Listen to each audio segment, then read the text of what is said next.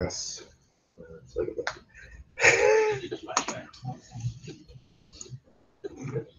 Okay, I changed my font quite a bit, so hopefully it'll be easy to see. Maybe it's too big. All right, so are we ready to go? Are you guys ready?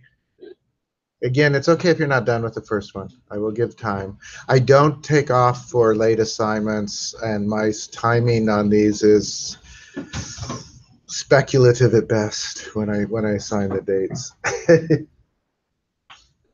And as I said, about half of you are done, so I just don't want to punish the half that didn't. So. All right. First thing I want to do is just show you some basic math. You can do math. So this is something you would never do here, but I'm going to do, what do we want? 5 times 3 plus 2 minus 1 divided by 3. If I do that, it will give me an answer, right? 17. And it gives me questions here because I don't have any column names. So this does math the same way that any computer language or program does math. It has the same order of operations. You can put parentheses around things to change the order. There's nothing particularly unique about the way it does math. Now, you would never use this as a calculator. It's just too awkward for that. But there are times when you want to add and subtract and divide and do things to your data, and you can do that. So if you think of the order of operations, this would happen first, right? And then it would divide by 3, and then it would add 2 and then subtract 1. Because it always does. Multiplication and division have a higher precedence than addition and subtraction. If you wanted to make that happen differently, you could put parentheses wherever you want. So if I wanted to 5 times 5, for instance, I could do that. And then it'll be a very different answer. 25 minus 1 divided by 3 is still 25. Because it's 5 times 20. 5 times 5. Is it integer versus These are integers, so it probably is integer division at this point. I'm just trying to think this. 5 times 5 is 25. Yeah. Why is it not giving? That doesn't seem right, though. That's not quite right. Because it's rounding. It drops the non-integer, so it's minus 0.333. Oh, just becomes 0. 0, right. That's right, because we didn't include this, so it's minus 1 divided by 3. Yeah, I see what you're doing. So it's just doing the multiplication, it's ignoring the rest. If I did this, right, it always does the inner one first. Now, we could make this, if I wanted to make it numeric, I could just do one of these, has a dot, a decimal place. And then if I run it, it gives me all the decimals. And let's see if I can change the font on that too. I'm going to go to, real quickly, File, Preferences. So this is in the results grid. I want the query tool options, but it doesn't have results grid there. Should be able to change the font on the results grid.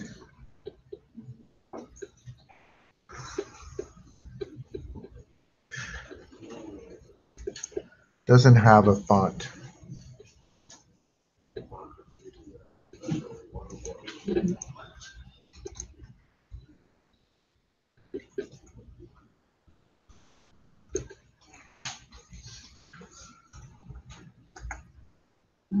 Oh, well. I got the other font big, but I can't see a way to get the results grid big. Anybody see anything? What? Yeah, but dashboard display is a different thing. General one, if you look under options, font size. Under query Under tool? options, yeah. The query tool. Yeah, but that just changes the, boy, that's up here. That's how I got this font big. Oh, well. We'll cheat. I'll go back to 1.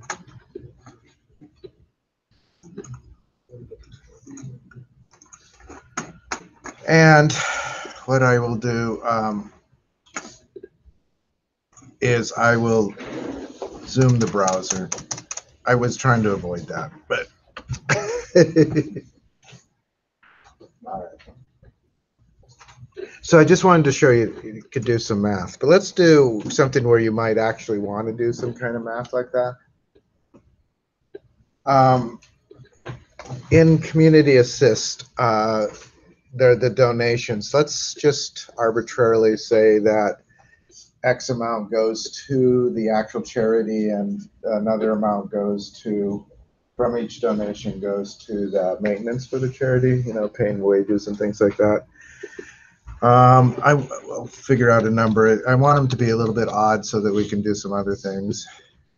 So I'm going to do select. I'm going to do donation amount. Then I'm going to do donation amount times, let's make them a good charity. Let's say that 77%, so let's do times 0.77, goes, and we'll alias this as charity. Okay. And then I'm going to do donation amount times, what's left? 13? 23.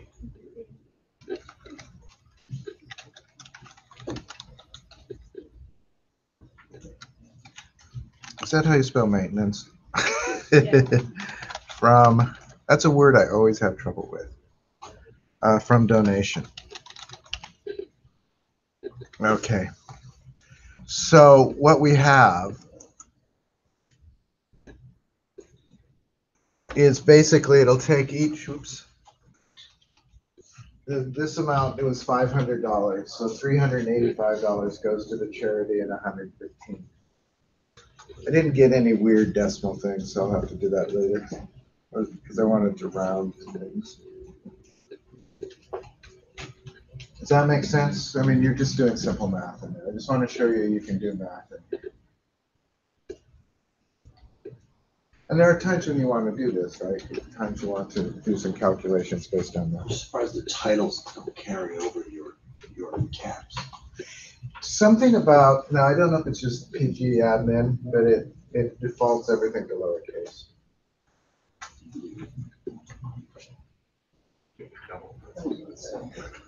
You put a double quotes around them. Then it'll, yeah. But that's a bit of a pain to do.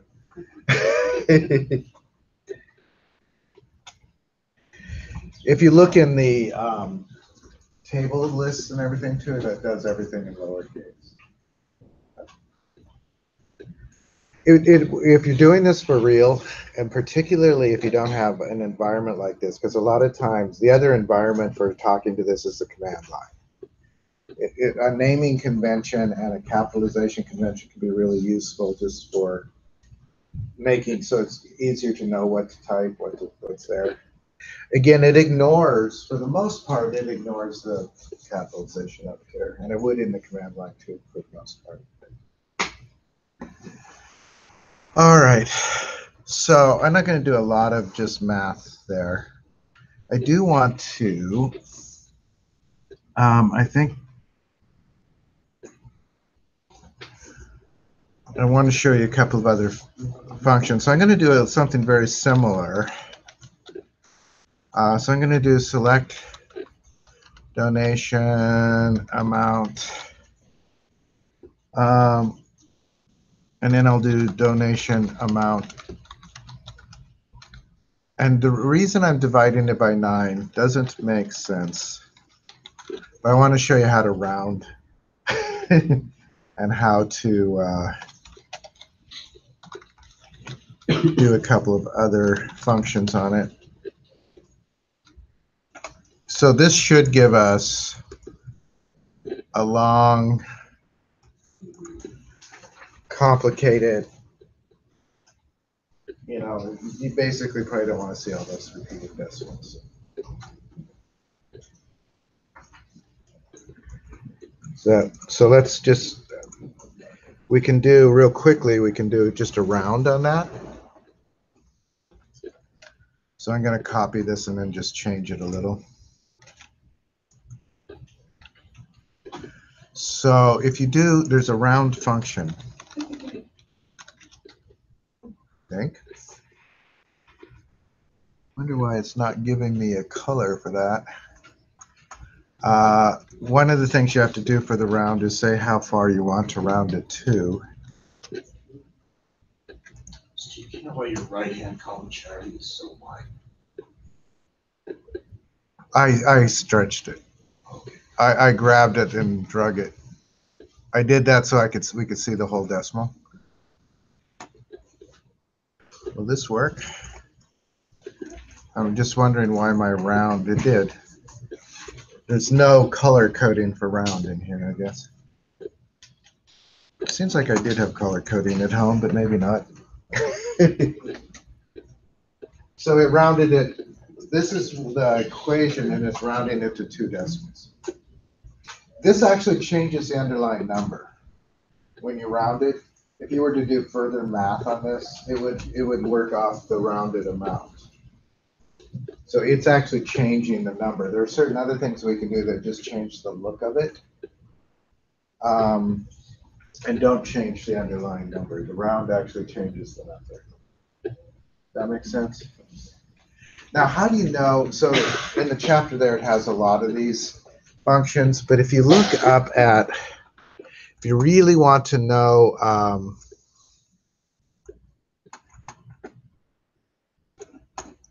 what all the functions are, there is Postgres, ql.org. And if you want to go to the documentation, so if you go to the documentation and you just, let's look for, do they have the search up here? So let's go to documentation. All right, go there already. So we're there. Oh, so current, okay. And then we have to choose, I think we are 10. 11. Actually, I think it's 10, except on your own. Okay. I mean, in here, I think it is. And then you could search for like functions. And functions will come in varieties. We'll look at them. So language functions, SQL functions, let's look at functions with base types. Let's see. I don't want to write a function. That's for later. Anyway, in the documentation, let's look at like date functions, which we'll do in a little bit.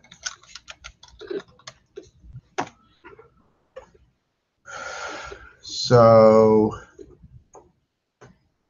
date time functions and operators. It'll give you lists of them, and it'll give you descriptions of all of them, and then it gives you some examples, right? I'm just showing you that there's no way to know all these things, and we're not going to cover them all. But there are, if you look in the documentation, it has lists of all the functions, and then it has examples of all the functions. That's how I learned them. You can also, if you look, there are tutorials, and there are ones that Postgres has made, and then there are lots of others. What is Code Academy? I think has some Postgres SQL tutorials. There's a lot of them out there. Probably on lynda.com, which doesn't so much exist anymore. It's in LinkedIn. Though there's probably that too. YouTube, has hundreds of videos that are relevant for this kind of thing. I just wanted to mention for documentation. There's lots of it. So that's round. There are some other ones here too. I'm just looking at these. I'm not necessarily going to do all of them, but let's do a couple more. I'm just copying these because it's easier than. So there's ceiling. And with ceiling, it's the same kind of. With ceiling, you don't put in. It's interesting that ceiling's colored and round isn't. Anyway, what do you think ceiling does? High end of the data. Yeah, it just rounds up. All right. It actually is almost this. Usually ceiling is the same as just getting rid of the decimals. But it might up at a point. Like if we ran it before, let's look at the top one. So we rounded it. So it's 5556, right? So when I run ceiling, that became 56. So it rounded up, depending on, so 1200 here should stay 1200. Well, this should be 133. It should just drop. That went up. 133 went up too? So it maybe takes everything up? Yeah. Everything that's non-zero up? Yeah, it did. It went up. Everything went up. So it rounds up. Probably only if it was 0 would it not round up. Floor goes the other way. Actually, let's leave ceiling.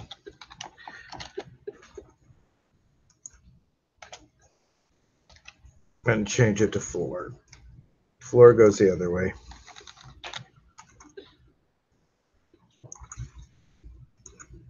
Whoa, that's because I left the 2 in there. With the floor and ceiling, you don't say how far out you want to round. You just give it the equation. So here it goes down. It actually just drops the decimal part, I think. Let me look at the first one just to be sure. Yeah, it just drops the decimal part when you do the floor.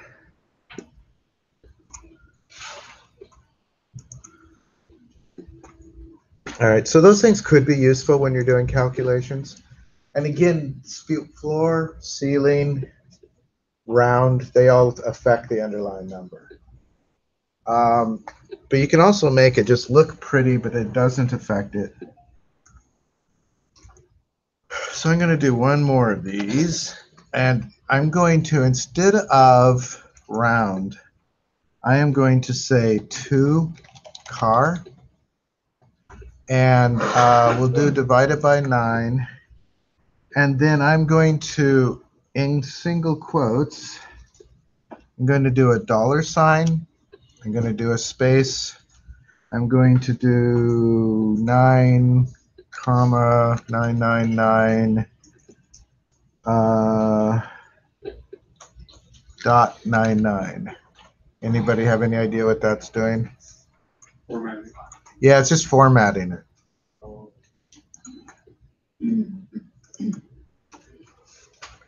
See how it gives it a $sign? And it, gives it only 2 decimal places. The thing to know about this is it doesn't change the underlying number. So if there are a dozen more decimal places, they're still there.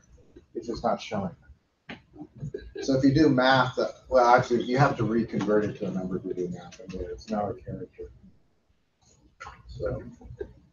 So this function, and I don't know why some functions have color and some don't. ToChar is a function to convert something to character, a number, specifically to convert a number to character.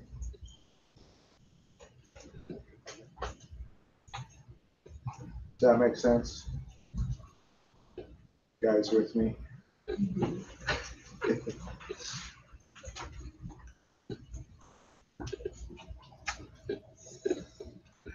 All right. I think that's maybe enough for those. I'm just looking, actually what I'm looking at is the samples that I did from the book just to see if I am covering everything. I'm going to show you a different, so this can be useful. I'm going to do select random, and I'll give it a name as rand. If I do this, it just comes up with a random number somewhere between 0 and 1. Right? So you guys have dealt with random numbers in other programs, right? It's the same kind of thing. Again, computers are incapable of actual randomness. If your computer is producing true random numbers, it's broken. Random numbers come about by taking a seed and applying like 15 or 20 math operations to it so that you can't predict the outcome. But if you use the same seed, it'll have exactly the same output. Right? It's always doing the same. Right. Now, the seed that they use in this and in a lot of them is like the millisecond, right? So it's changing all the time. So it's not super predictable what's going to happen. So one of the uses, I'm just going to, sometimes you want to select like a random row from your data. So I'm just going to show kind of how to do that. So we're going to basically, we'll do select star from person, and we'll do where person key. I'm just looking at this to make sure I do it right. Equals, and I'm going to do floor. You could do ceiling too, I suppose. Random. And I'm going to do times, well, 132 minus 1. Is it minus 1? Plus 1. I think I want parentheses around those two. The reason for the 132, it's a magic number, which is you probably should avoid, but it's the number of rows in the table. Plus 1. And I have never fully understood the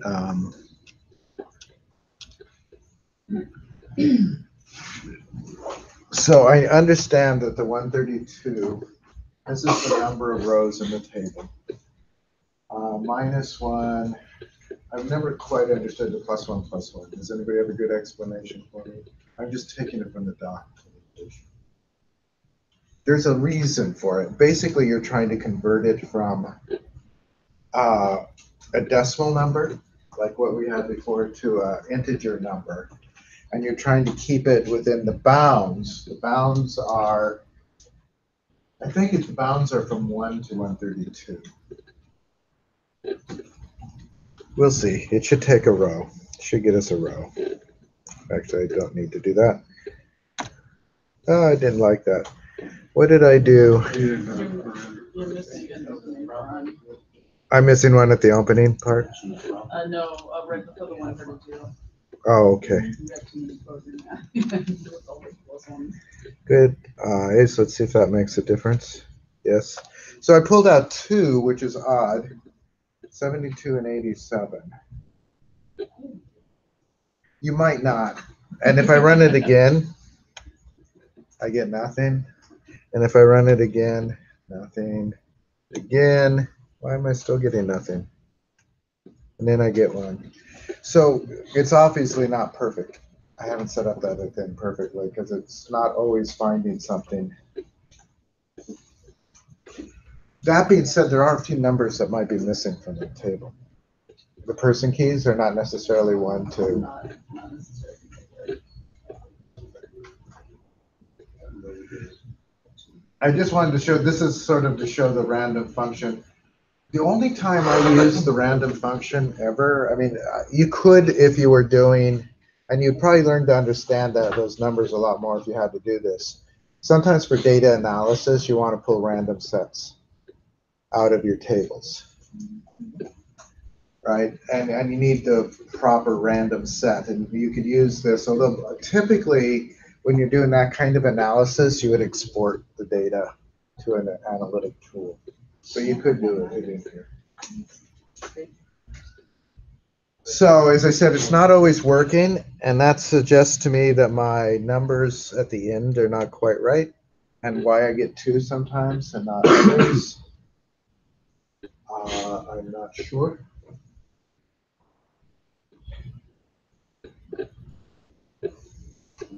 I will look at that when I can explain it better. I will.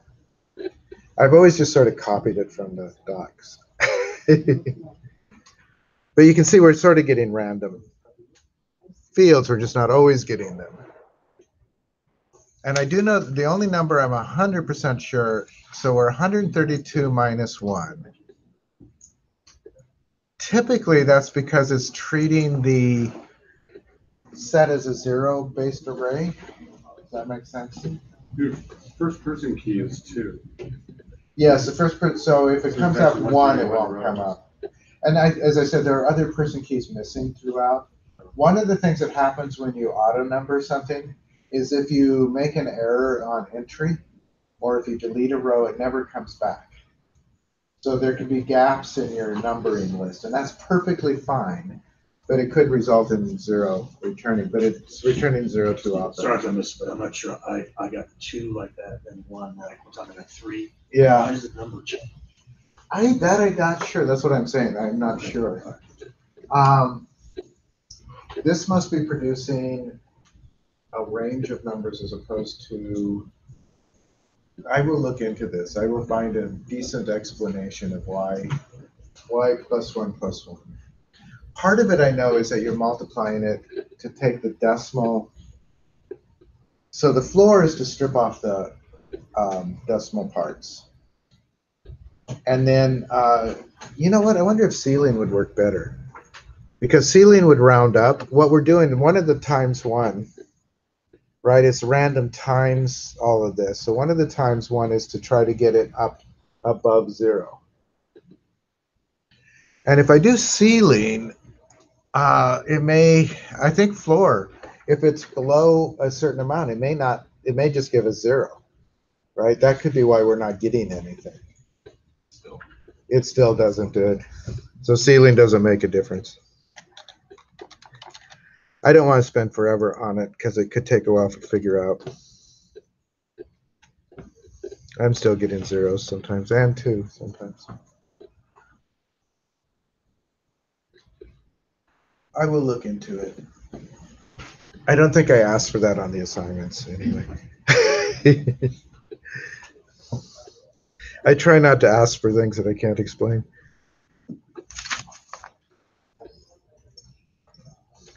I want to show one other one. I think I did ask for this. There is this may or may not work. Let's do select crypt. Crypt is a built-in function that creates a hash. So if we look, before I do a crypt, let's do select star from login table. right, so each person's password is hashed. Now, if you want to later, if we want to log in, the way I did the password is it's always the person's first or last name. So in this case, Mandela, pass. Snow, pass. Miller, pass. All their passwords are their last name and their first name, except with capital letters, because I just concatenated it when I did it. So otherwise, you would never know how to log in. So it's always their last name concatenated with the word pass. But this is the hash for that. Now, hashes are the better. You want to store the, if you're storing passwords in a database, you do want to hash it. Or encrypt it. There's a difference between encryption and hashing. Do you guys know what the difference? It's fine if you don't, I'm just curious. When you hash it, it's supposed to never be reversible. So when you log in here, what you have to do is you have to rehash their login credentials and see if it matches. You have to match the hashes because there's no decrypting it. With encryption, if you have the key, you can decrypt it back to its original value. When a hash is broken is when somebody figures out how to decrypt it, basically. So what is better? Most databases use hashes. That being said, I'm not sure if it's... You have to be careful with hashes because they do get broken after a while. Hashes do kind of like the random. They take the characters in the password and they apply 30, 40, 50, maybe more operations to them, convert them to hex, do all sorts of different things. But if somebody has the secret to what steps there are, they can be reversed, right? Yeah. So the steps are guarded secrets. But eventually most of these get done. Now the hash here is, I forget if it's fairly large, you can tell. I mean, it goes on and on.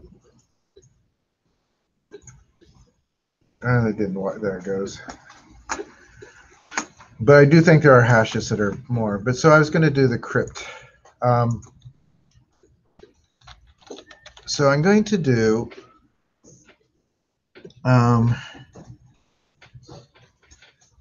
the crypt, and we'll just do a password. So I'm going to do like Smith pass. I'm just going to literally type this in. And then I am going to, you need to create a salt that goes with it. Do you guys know what a salt is? You said yeah or no? Okay.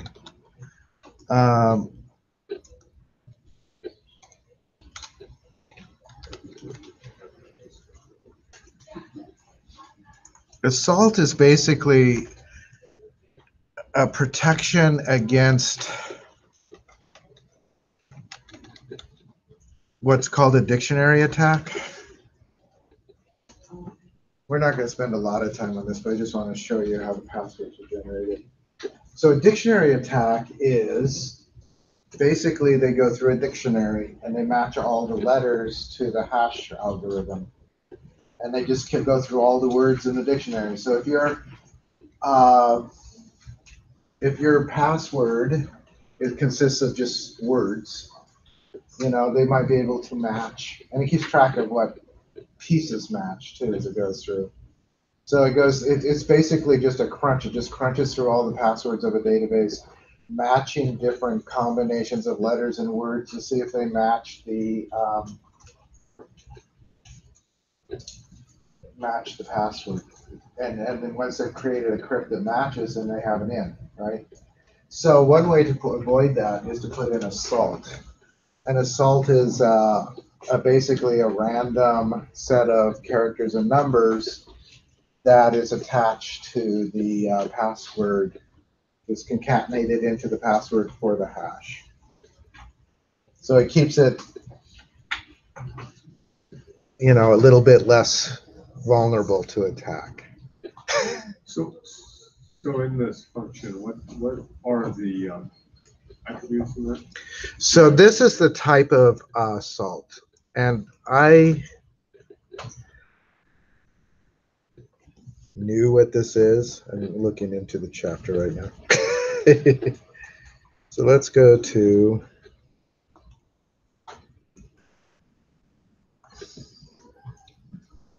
it's moving really slow. I don't have internet on there. BF is, let's look real quick. So I'm going to, I don't want there, I want to go to here. I'm just going to do a quick search. PostgreSQL crypt.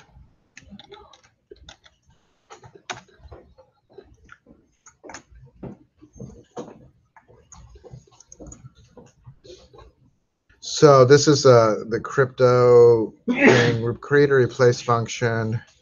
Let's see, we want crypt password salt, general salt. So MD5 is a encryption, right? They often use MD5, but MD5 is actually a broken encryption technique or a broken hashing. You shouldn't use MD5. BF, there was BF is Blowfish-based variant 2A. So it's basically it's a algorithm for hashing. Does that make sense? So don't use MD5. You should not use MD5. It's broken. People can decrypt it. So, and this could be as many as 72 characters added on for the salt. So basically, this is the literal, right now I'm just putting in a literal string for hashing. And then I'm telling it to use the Blowfish, but there are others you could use. There's a lot of other different algorithms you can use. And I think I'm doing it for 8 bytes. I'm pretty sure that's what the 8 byte is for. And you could do it more. This database doesn't really need a ton of security because nobody's ever going to use it for real. But it does, produce this rather long hash. So the general salt, I think, is where you specify what the hashing technique is going to be, what the hashing algorithm will be. How do you get that column so wide? My column is. Well, so what I did is I just drug it. This, you can. Easy, okay, got it.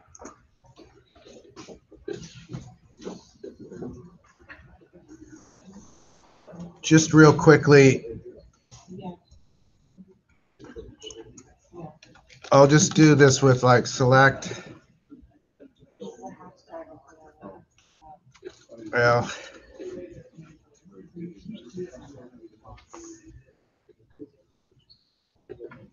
This one's not encrypted, it's just hashed. yeah, this is just hash.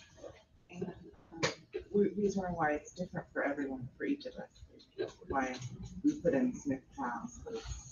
The salt will be different. Okay.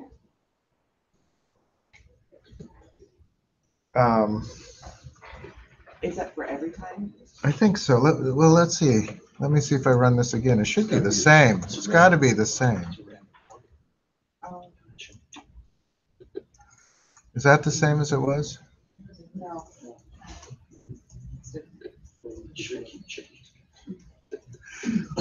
Well, I don't know if it should keep changing for the same text because you have to be able to log in. That's different. We're not generating.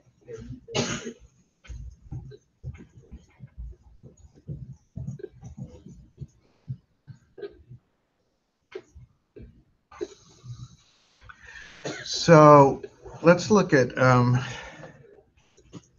Because we we didn't specify a certain person, No, we did. or just the Smith. The Smiths has. But what if there's multiple Smiths? They'll have the same passwords. Oh, They may have a different salt.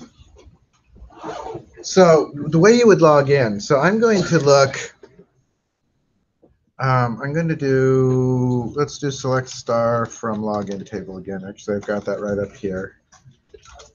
This is where selecting is useful because it'll do just that one. Let's order this by person key.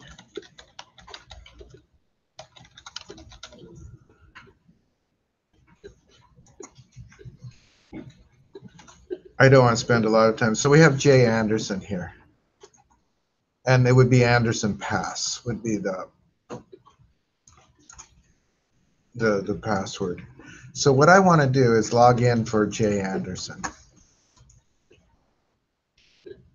So let's see if I can do this. So I want to do select star from login table where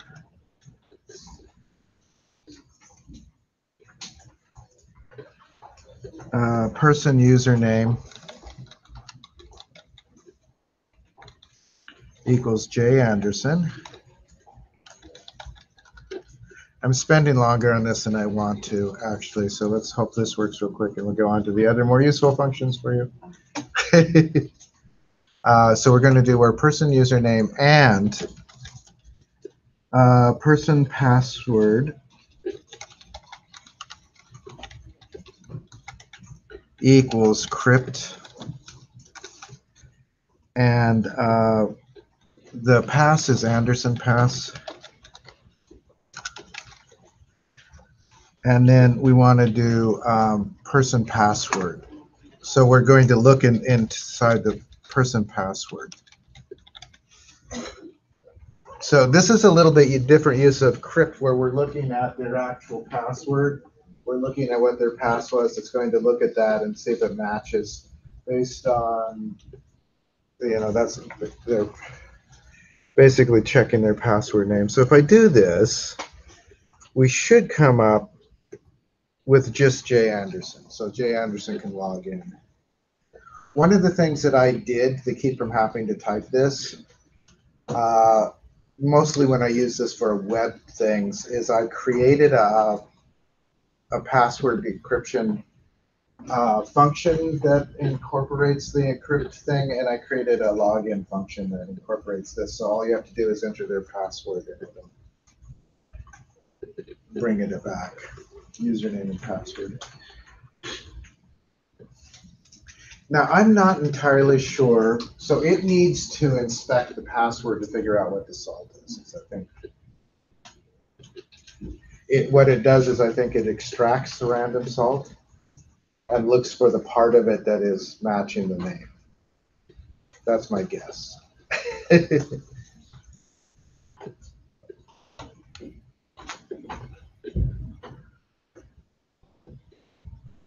All right, I don't want to spend a lot of time on that, but I just wanted to show you because I think there is one thing in the assignment about that. Are you guys doing okay?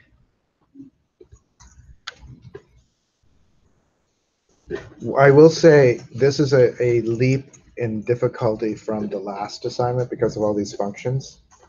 And then the next one will probably be, I don't know, joins maybe easier, maybe not. Let's look at some date time functions because those are actually really useful.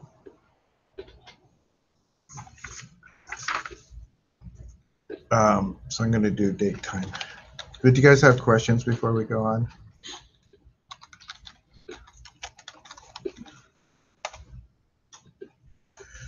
For some reason, my cursor keeps hanging out over there. Yeah. So. Yeah, it's happening to me too. What? We're all getting happening to rid of everybody. cursor over there. You get some keystroke that Yeah, I'm not sure. I'm not sure what why it's over there, but I'm going to do select current date. So I just want to show you a couple of these. This is without even using a function. It's just, I mean, without. It just returns the current date. So today is the 10th. It's a good day because it's payday. If I do,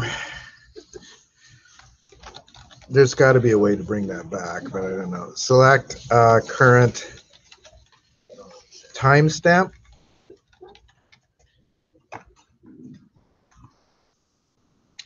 That'll give us the current date and time out into the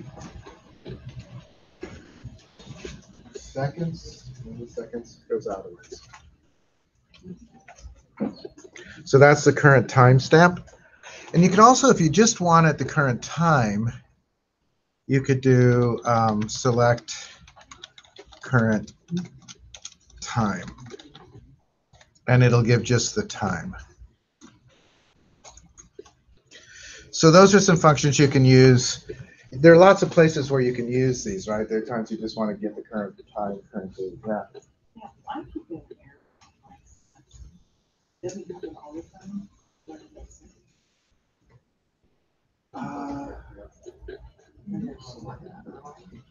Did it work when you run it again? Date time Sunday. Yeah, I know. My percent.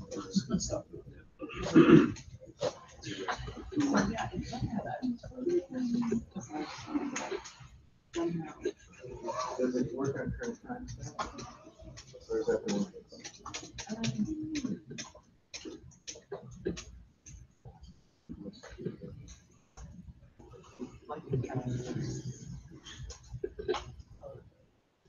Yeah, it should only be once a month. So you probably drop that this one there. At or near. Anyone else getting errors on select? That seems weird.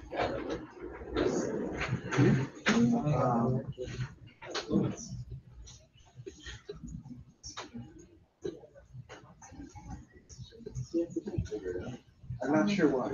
Okay. Because it's not using that line anymore, right? Yeah. Sometimes if there's a semicolon missing, it won't do the next command, but I'm not sure why, because it's not like a universal. It is universal if you don't select, but you had it select. Okay.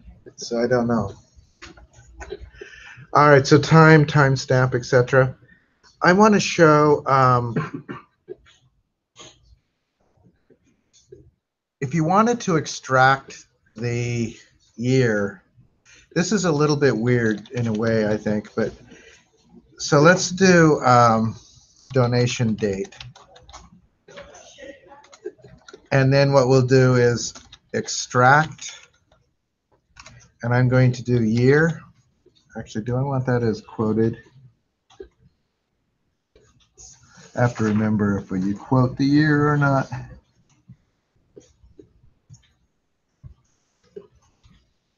Those are intervals.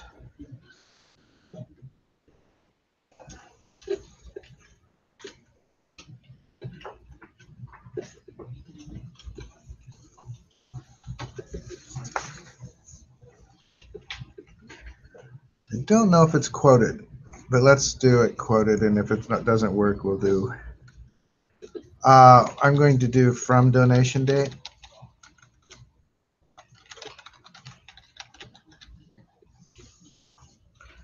As year, and we should put that in double quotes. From donation. This will work or it won't, we'll see. It did. It took out the year, right? So it shows the date and then it extracted the year from the date. You can do the same thing with like month or day. So I'm just going to copy this. Um, and I'm going to change this to month, not moth, and change this to month.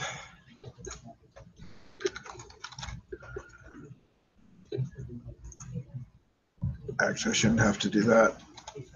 So it changes it to the month, and you can do the same with day.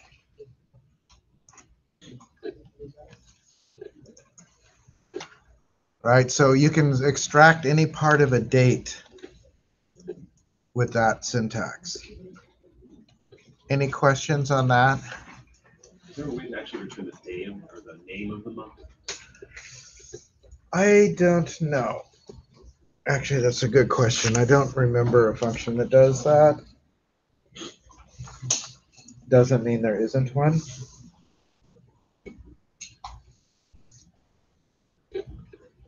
So I did extract year.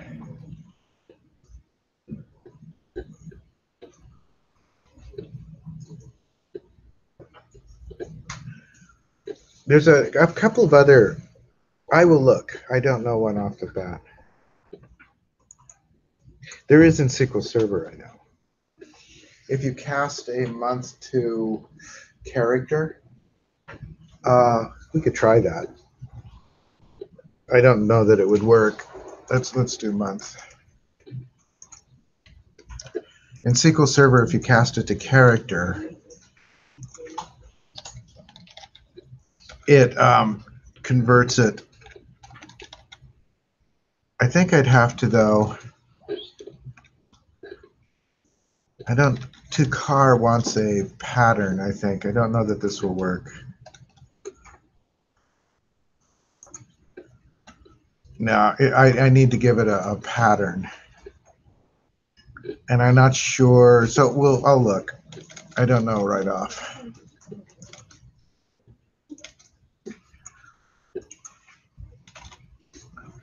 I wanted to show, so let's do, I'm going to just do select star from employees. Employee. I might want to do from employee position.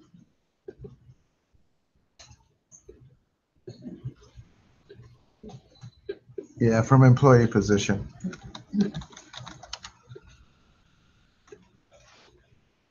So what I want to do is with these dates, let's see how long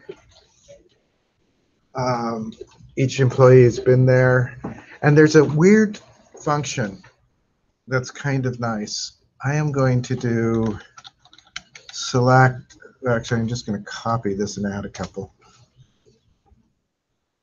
So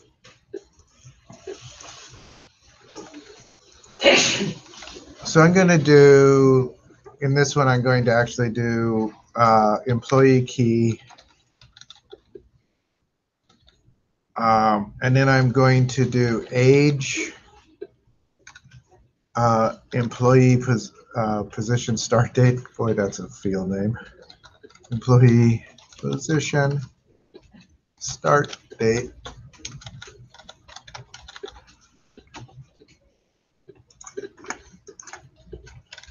As I don't know what we want to do it. Let's just leave it as is. I'm not sure how I want to name it. What did it not like about age?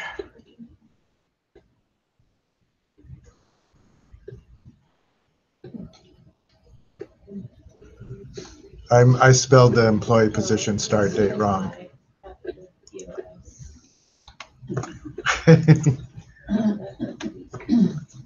So look at what it does when you do age. This is kind of interesting. So how long? 1 year, 11 months, 8 days. 1 year, 11 months, 8 days. There's a lot of them, 7 days. So age is a function. Age is a function that pulls out this string, basically. So the age doesn't show up in any color. I've wondered, so some functions do and some don't, and I don't know what the difference is. Why some functions show up with color and some don't. But yeah, did you have a question? Actually, age is not a built-in function. It's not what? It's not a built-in function. Is it a built-in function? Built-in function. Yes. It's built in for Postgres. I mean, it's a function they wrote. It's not an ANSI standard function by any means. But it is an interesting function because it is sometimes, and if you wanted to know,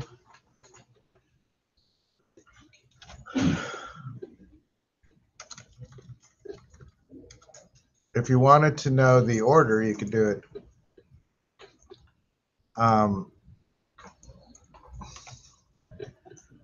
Why is it doing that? Control that arrow. So I'm going to do order by, and then I'll order by the function. So I'm going to copy that. And the effect of that, so it'll put the one that, oh, actually that puts it that, let's do it order by function descending. So we can see who's been there the longest.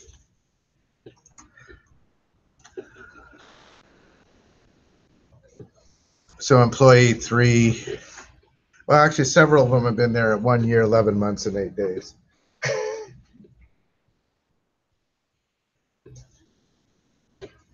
But age is an interesting one for that.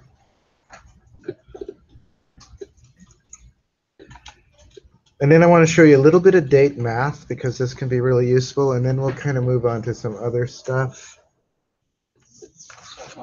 Yeah, I do. It's all these 3 lines.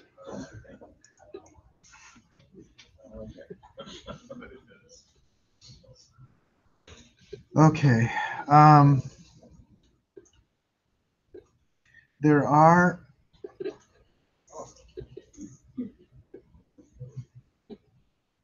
I want to do an interval one. So in the grant application, one of the business rules is supposedly that every grant application should be read within 2 days. So I am going to select, I'll do grant application key, grant application date, and then I'm going to do grant application. I'm actually going to break this on another line because I'm going to do, yes, control will get it over there, but plus, so grant application plus interval, and I'm going to say that the interval is 2 days, and then I'll say from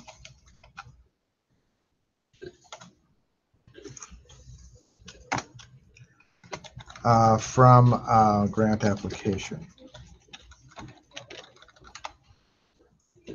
I'm just going to put as a read by. They're supposed to analyze it by then. So what did I do that's wrong there? Plus interval.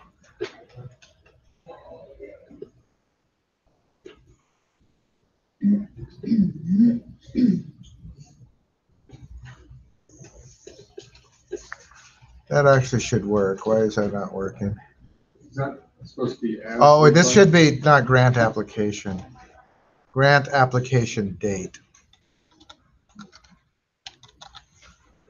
It's because it wasn't a date. Because I used the table name instead of the. So notice, this one is, we got the grant at the 6th that's due to be read by the 8th. And you could probably do an extract if you wanted to see the date. But so this one was due, got it received on the 6th, so it should be read by the 8th. 13th, 15th, 25th, 27th. It added 2 days to the date. Does that make sense? One of the things about Postgres that's weird, it's a little different than other things, is how they do these kind of verbal functions as opposed to. You would think that it would be more difficult to parse the string-like function than to do it more mathematically. I just want to show you it works exactly the same if I do 48 hours. So if I do 48 hours, it'll be exactly the same. The only thing is 48 hours will take into effect what time it is. In ours, it won't matter because all of our times are zeroed. But if there were times, if there was an actual time in there, it would take into account the time when we do the 48 hours. But otherwise, it's about the same process. Does that make sense? I don't expect you to remember all these either. That's why there's on GitHub, there's all the code that I'm kind of following today. There's a chapter. There's no way anybody would remember all these functions. So you'll probably have to look them up when you use them. We're almost done with the non-aggregate functions.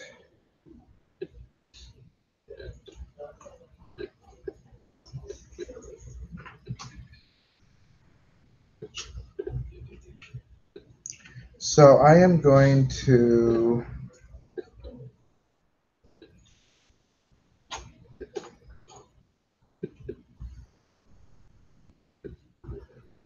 let's do a substring thing, a couple of string things, and then we'll do aggregate functions. I know this is a lot. How are we doing? We're doing okay on time. Are you guys doing okay mentally for this?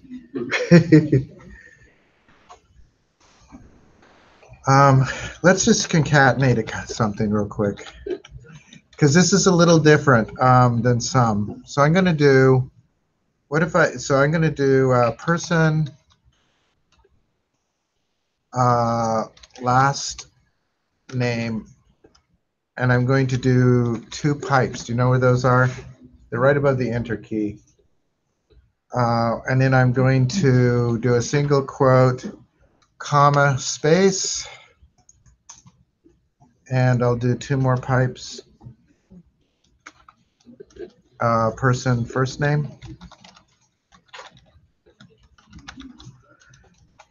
And I'll say as name.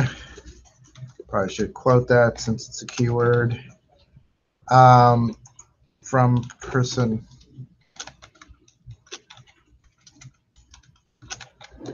All right. So if I run that, let's expand this a little. You'll see that it does last name, comma, first name, last name, comma, first name, etc. So that concatenation of those double pipes. That's actually ANSI standard. It's not how any of the other ones do it, but that's actually what the ANSI says. Most of the others use a plus sign, but if you use a plus sign here, it will throw an error.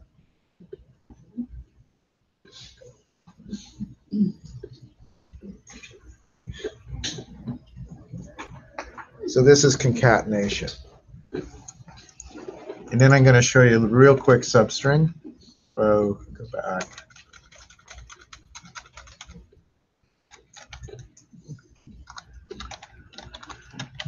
Typically when you would do this is, again, when you're trying to format something for a report, right? If you're outputting it for a report.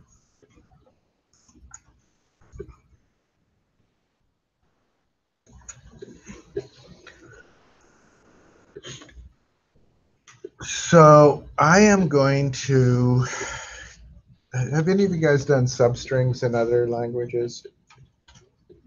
Because it's exactly the same here. I'm going to do, first I'm going to look for a position. I'm going to select position, and then I'm going to, we're going to say which character we're looking for. And we're looking for the @ sign. in-person email. And then from person. So I'm going to run this just to show what this does. It basically returns what character position you find the @ sign at, right? So we're searching for a particular character. And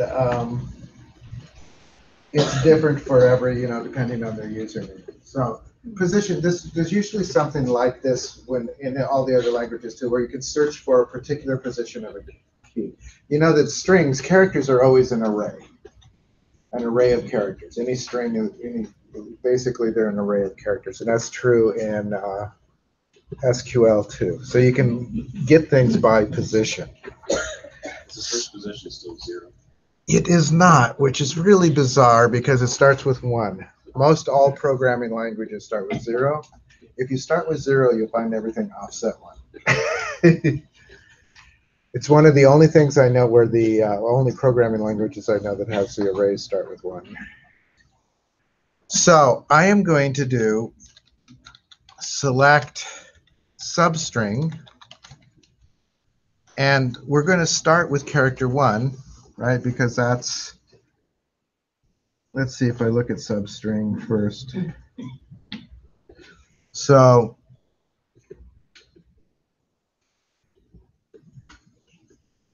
it's a little bit more wordy than usual. So from person email,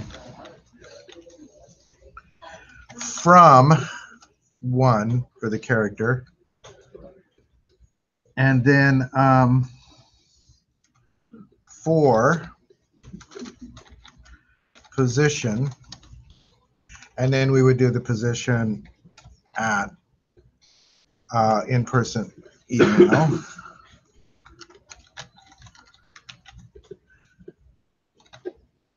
And I think that's all I need. I'm not sure about that last one. Oh, -1, because I don't want the @ right? I don't want the @ Shouldn't have a comma there. And then I'm going to say as a username from a person. So this should extract everything up to the @ sign. The -1 here is because I don't want the @ sign included. So if I run this, let's put a semicolon on it. So this is the username in here. This is the part that precedes the @ sign in their email.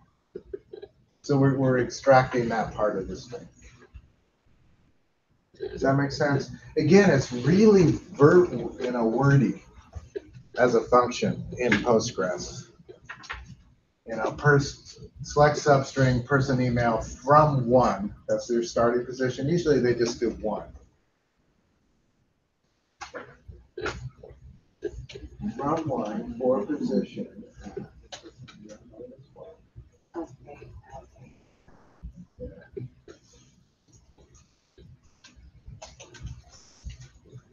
Does that make sense? Sort of? Okay.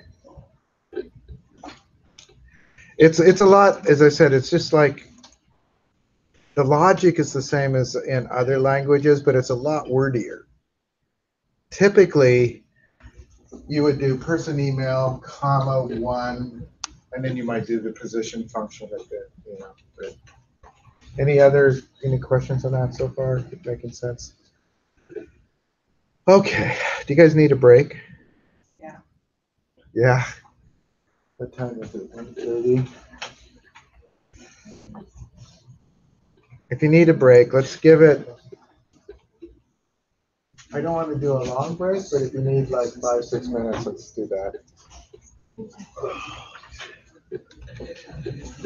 This is a lot. I don't know if we'll get through it all. But again, remember, Tuesday is open lab. Tuesday is wide open lab. You can work on this and the other one. And we'll see how how you guys do. I will try to give you time to work on stuff as the quarter goes on.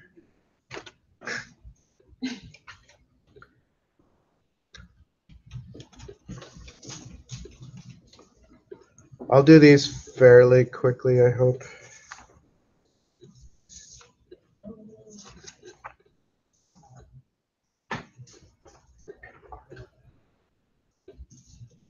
Yeah, you still having that? Still having that issue. I put it stack of on the Slack for Postgres, but can't remember exactly what they're Maybe I get that in.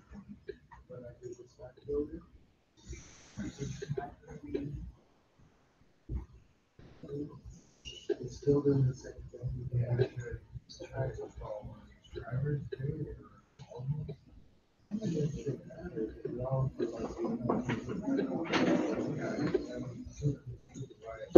Well, I have never seen Everybody in the class would find.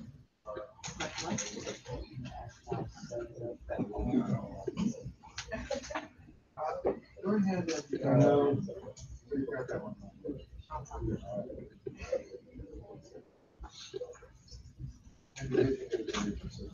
Yeah, I just updated everything. Last class I had issue installing it, so I went to a silver version, but that didn't install right. So I went back to Windows. Uninstalled it, then reinstalled it. I was actually the other day. It worked fine. Yeah.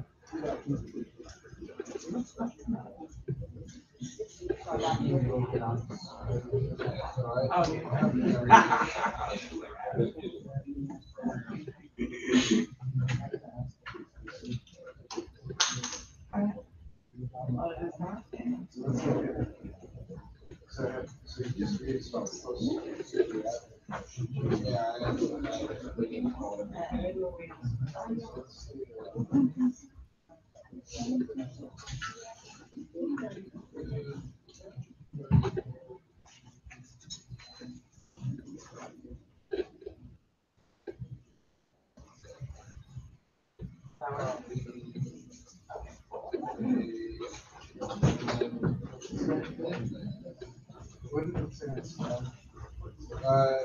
The only one that I came across that was similar was an issue because the new CPAP has, so it wasn't like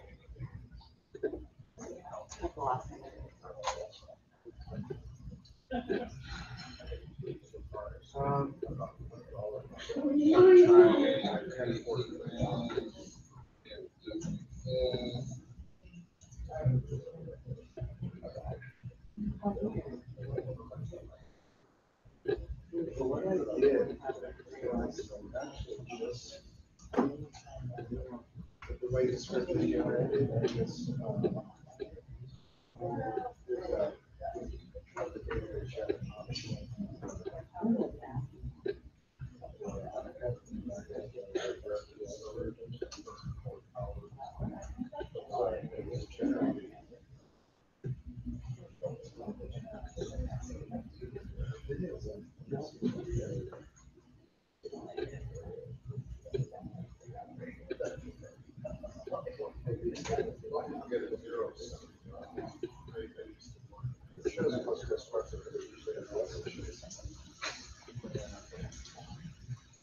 Let me,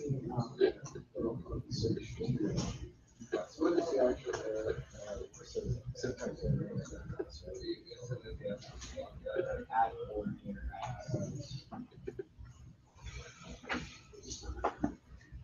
I may put, when running, Postgres generated script. Everything is errors.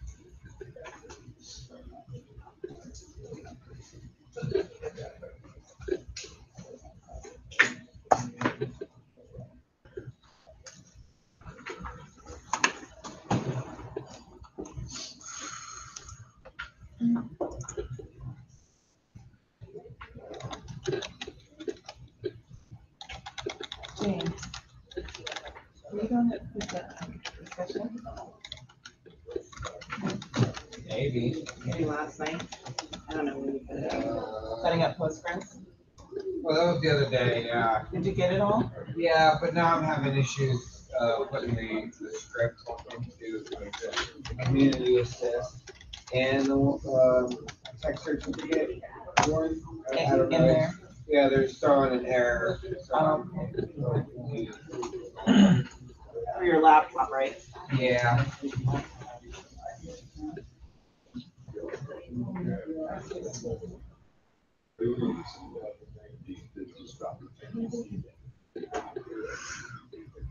So, okay, the first thing that it says is that maybe you have an illegal character in there, but you're taking it raw from. Yeah.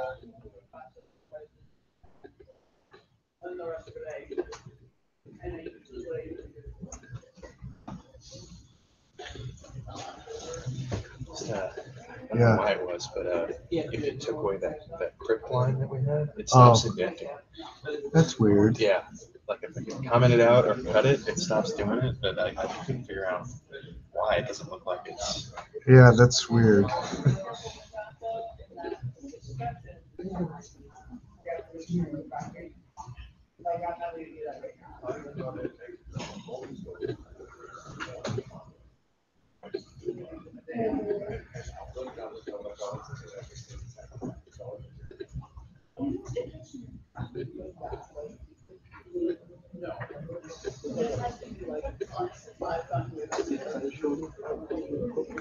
Yeah, just a sec.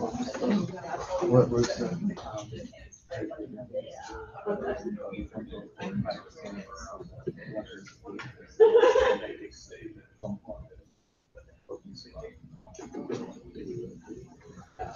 So you can't probably paste across.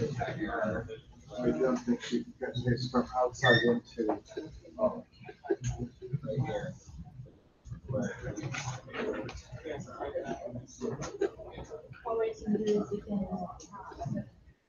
Are we almost back?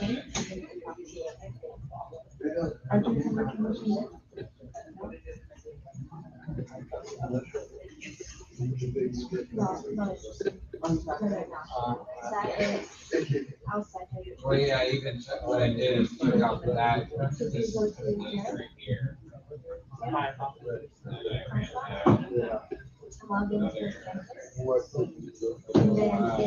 Oh, okay.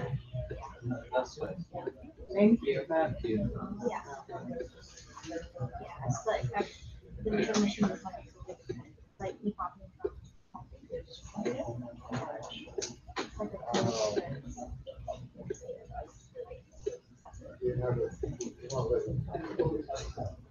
no, you can.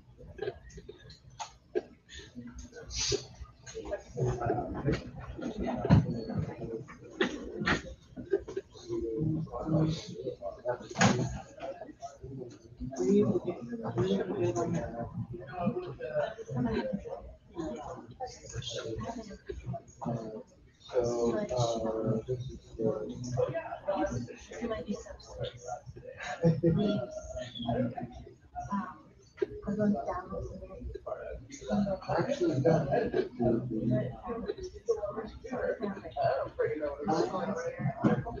Not this way.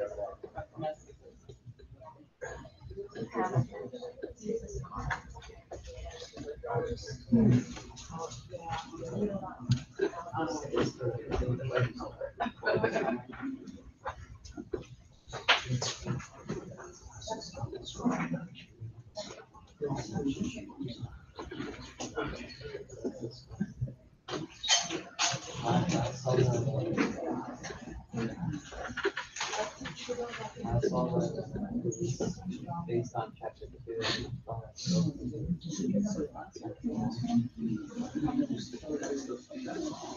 It's supposed to be.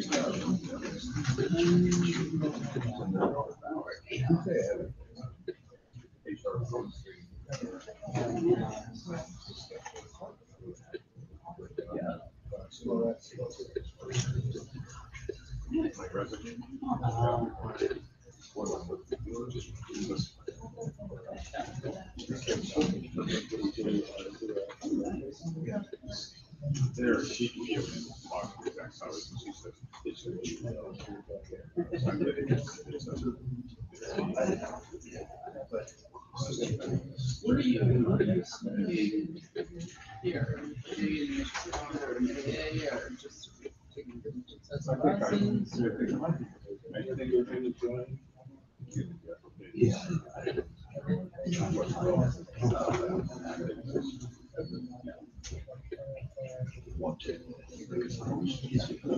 How much work?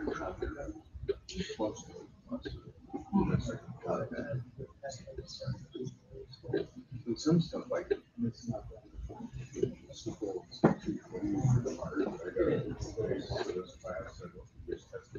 Well, I think you still need to take it, but from my understanding, because I've already taken it, it's more about, you know, how we were talking about like relational, taking to each other, like one is that kind of stuff.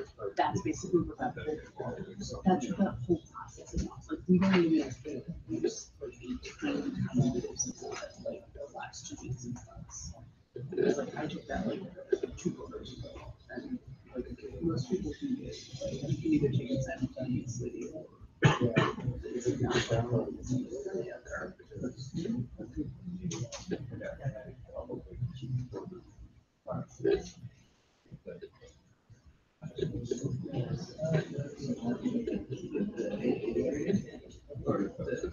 Yeah. Yeah. Yeah,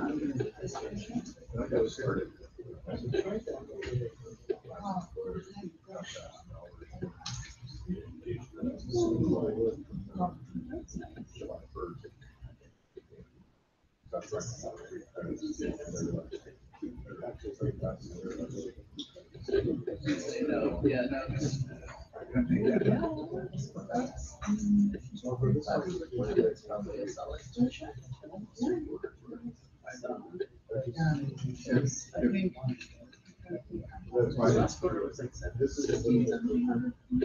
I'm thinking 15%.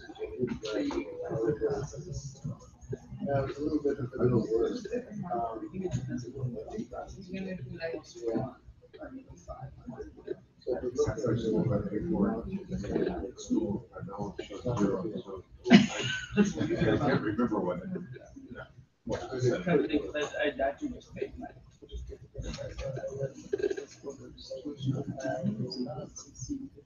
Yeah, we also have to look at it. My first thing through school, I called my credit card, my revolving school. I'm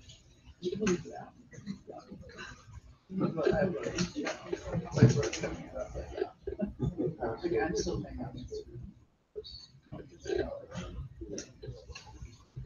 Are we ready for the last little bit? Let's see if we can do it in 10 minutes or so. The video is running, so there's a dead spot in it.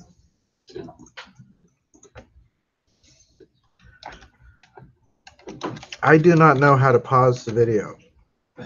If anyone knows with the, because if I pause it, it kills it and it won't come back. All right, so I was looking for the as error there, but let's go back here. I just want to do a few other things. All the functions that we've done so far are called scalar functions. Does that mean anything to anybody? It means they operate row by row. The thing about aggregate functions is they operate on multiple rows at a time. But I don't know if we can, so let's do, let's see if we wanted to know what the average donation amount from donation.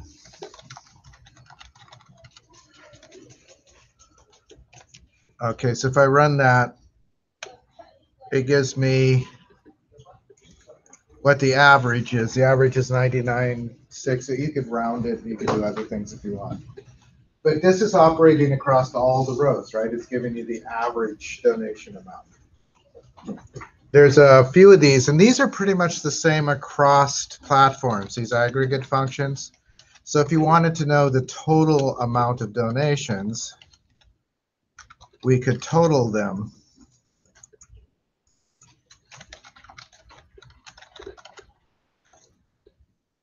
Right, and it gives us the total amount, 71,744. And if I wanted to get the maximum one,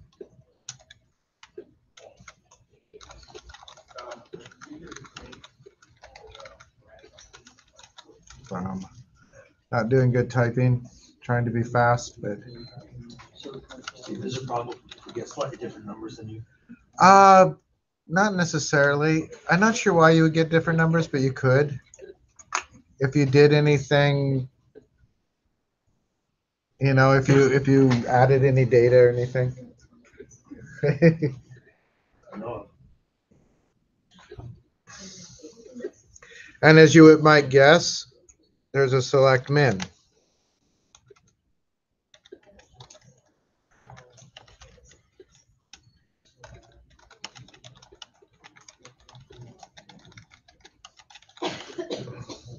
And I messed up that. So this is the minimum. And then there's one other common, and these have exactly the same names and function exactly the same. So I'm going to do select count,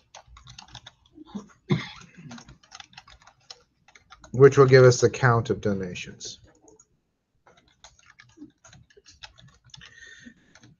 These functions are exactly the same on all platforms, pretty much. Those are kind of the basic. There's also some other aggregate functions, like there's standard deviation and variance and some statistical functions that are. But do those make sense? All right, so they're aggregate because they operate across a lot of rows. 69. Mine's you. Yeah. I have no, do you guys, most of you have 69? 68. It's quite possible that my version I've been, well, yeah, well, I may have been, I think I at least inserted a couple for examples and things. So you are going to look for some correct answers for us? No, I'm actually almost always what I'm looking for is the SQL. It's, you know, again, if it was a business thing, then the answer would matter a lot, but this is an SQL class, so that's what matters to me, is that the syntax is right. I'm not too worried about that. Let's do, let's say we wanted to know the donations. So let's, instead of donations, let's say we wanted to know I'm going to do a grant type key. So the grant type key tells you what kind of grant it is. Now, when we do joins, I'll show you how to get the names. Right now, they're just going to be numbers. But there should be two T's. Good eye. Grant type key, and then I'm going to do some grant. I think it's that grant application amount. I can't really see that. If it's wrong, it'll tell me. And I will do this from grant application. I think that's the name of the table. All right. What's happening here that will cause a problem? If I run this, it will throw an error. Well, that's because I spelled it wrong. So it's not grant application, it's Well, wow, what did I spell it as? Yeah, application. Let's try that. So we get an error that's, all right. So it says that there has to be a group by clause. That's the error I was looking for. And why that is because grant type key is a row by row value, right? But this is a grouping value. And so for the two to coexist, you have to tell it to group by this value. You can't have any value in a query with an aggregate function that isn't grouped by. Does that make sense? Get an error on grant type.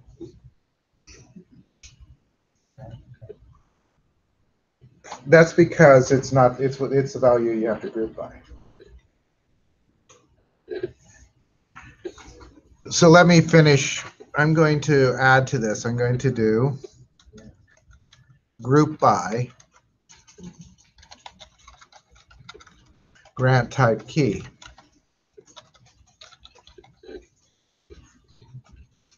And when I run that, that error should go away, and it will show me that for each kind of grant, and we could order by. It would make sense to order by grant type key. I really hate that. Yo, why did you do that? Did you already see? Somebody found out if you found out the crypt, it works fine. For something that we have to do. So I'm going to order by grant type key.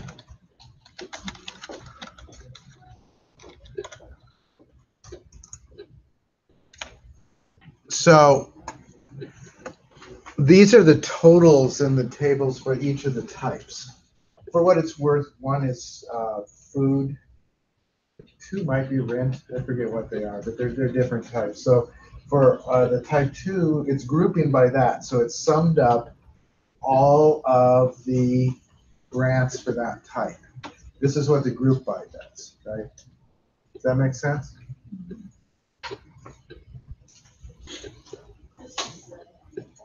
And anything in here that isn't a part of an aggregate has to be grouped by. Let's break this. I'm going to do a another little thing that's sort of like it with a group by 2, just to show you how useful this can be.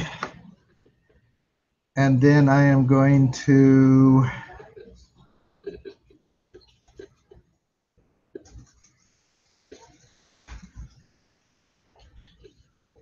I was going to show you one other thing, but I'll do that in a moment. So I'm going to select, extract year from donation date. We'll do this with donations. And then I'll just say as year.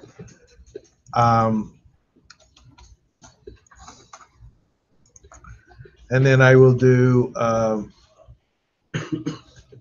sum donation amount as total.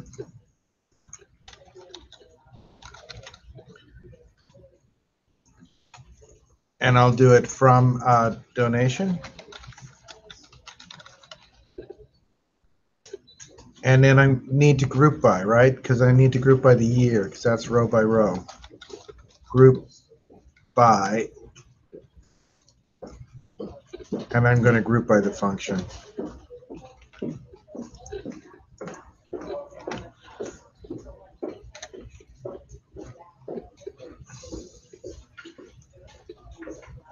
I don't need to highlight it, but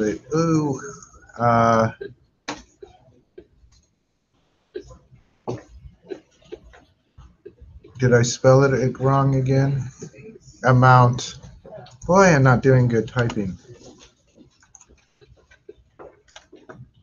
But see, you can see the years, and you can see the amounts, right? This is where it starts to get really useful to do these kind of aggregates. And you can also do, if you wanted, I'm just going to do a slight variation of this, and then show you a couple other real quick things because we're running out of time.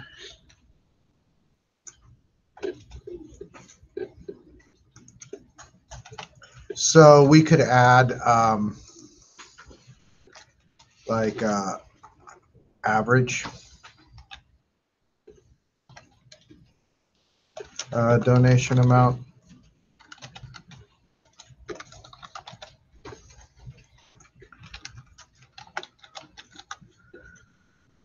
And I'm going to do count donation amount as number. I think number is a keyword too.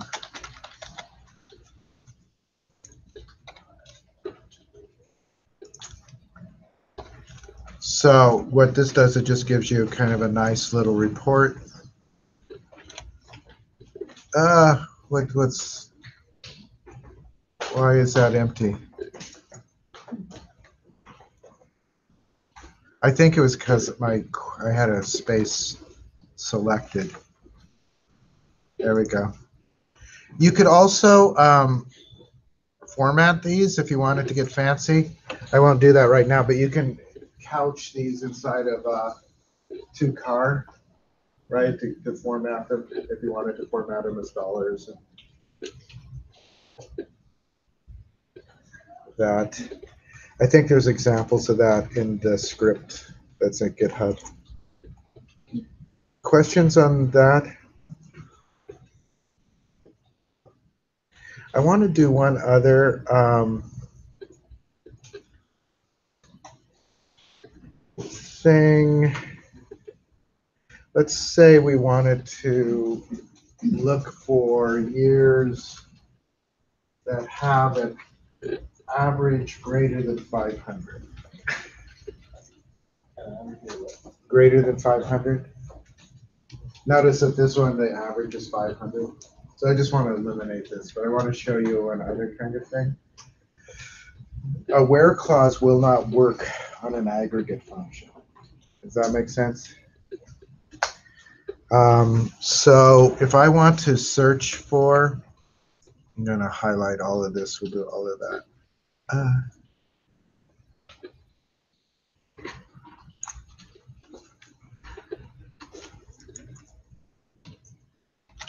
So if I want to search for one having an average,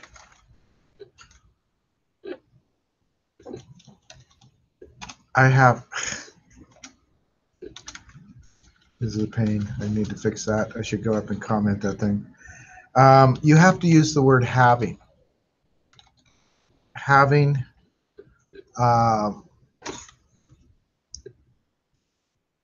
an average donation date or donation amount.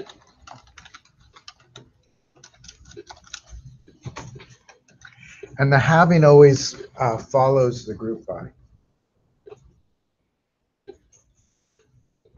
Right, so having is a function. It's like a where clause, but it's when your argument is a function, an aggregate function. Does that make sense? I will do a slight more variation of this in a minute. See, notice it eliminated 219 because that was the 500. It's not greater than 500.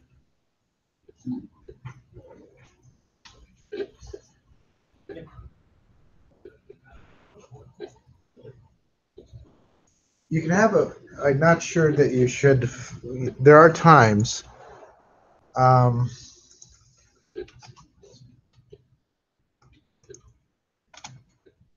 interesting. So I'm going to do a where on this too. I'm going to say,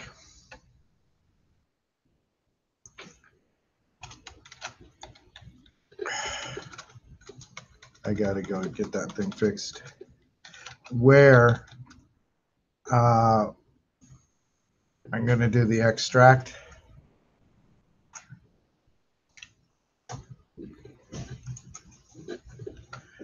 And then I'll try to get this all in screen. Is greater than 2017. It's 2019 that we eliminated with that. So let me get this whole thing in there. So what this is doing, I just wanted to show you, you can combine, and then I need the having. Let's do the having too. um,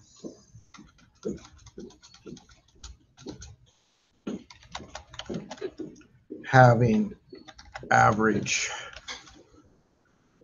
donation amount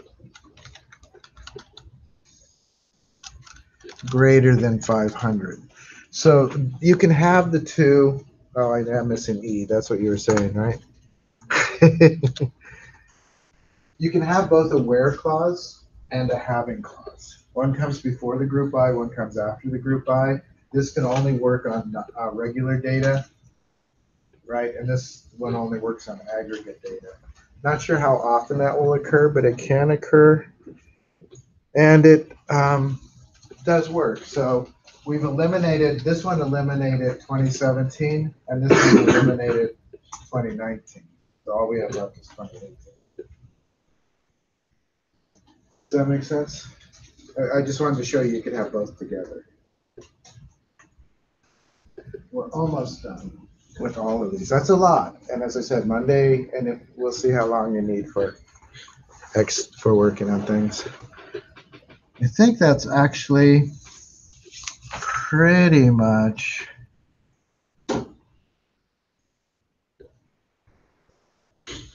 everything. I'm just looking to see. There's one other thing I wanted to show you, which is much simpler than this. I wanted to do select count donation or person key from donation. So what that does is, right, it counts how many people there. This is actually just giving you a count of how many donations. The thing I wanted to show you, and this is the very last thing. Do you guys remember distinct? So you can do, when you're doing an aggregate function, you can do distinct inside the function to eliminate duplicates so that the count, instead of 72, it's 64. There were 64 distinct individuals that donated, whereas there were 74 total donations. Does that make sense? So you can put distinct inside of this. And you can do the same with any of the others, not just count. You could do the same if you only wanted to average distinct values. You could do that. If you only wanted to total distinct values, you could do that. So if you didn't want to total, so like maybe you have 1,000 contributions that are $25 and you only wanted to count $25 once for whatever reason, you could put distinct in there and it would eliminate the duplicate values. It would only add one of each value, distinct value. There are times when that's useful, but it's, just to let you know, counts particularly is useful. I think that's it for those. I will post all of these into the blog. I'll just show you real quickly two things. One, the video should be posted, and I'll post this one. Again, they're horrible videos, so if you don't mind fast forwarding and breaks where I try to go solve problems and things. The video quality itself isn't too bad because it's just looking at the screen, but the breaks and the pauses are kind of bad. If you go to all the code for the chapters, if we go to GitHub, and again it's SP Conger, and there's a link to it in the pages, database schema, other scripts. So if you looked at like there's SQL examples, chapter 3 is what this is. All of the examples are pretty much there, quite a few more than we probably did, but they're all there, right? So they're there even if you didn't do them. And then also, if we go to, and there's a link to this on the syllabus too in there. I'm going to do Conger ITC resources. This is from last time, with thanks to Taylor for giving me some things after I lost a lot of it. So this is from last time. and then I will put the days on there too. Because what we do in class isn't exactly the same usually as what's in the samples from the book, but you have all those examples to work from. This is the link directly from the syllabus to the blog, and in the GitHub, there's a link to that too under the pages, where it has in pages where it has the chapters. It has at the bottom a link to the GitHub sources. So I am going to real quickly stop the video. Thank you for letting me talk so much. I know most of you probably just wanted to work on your assignment, but as I said, it was about half and half, so I decided to go ahead. Let me stop the video.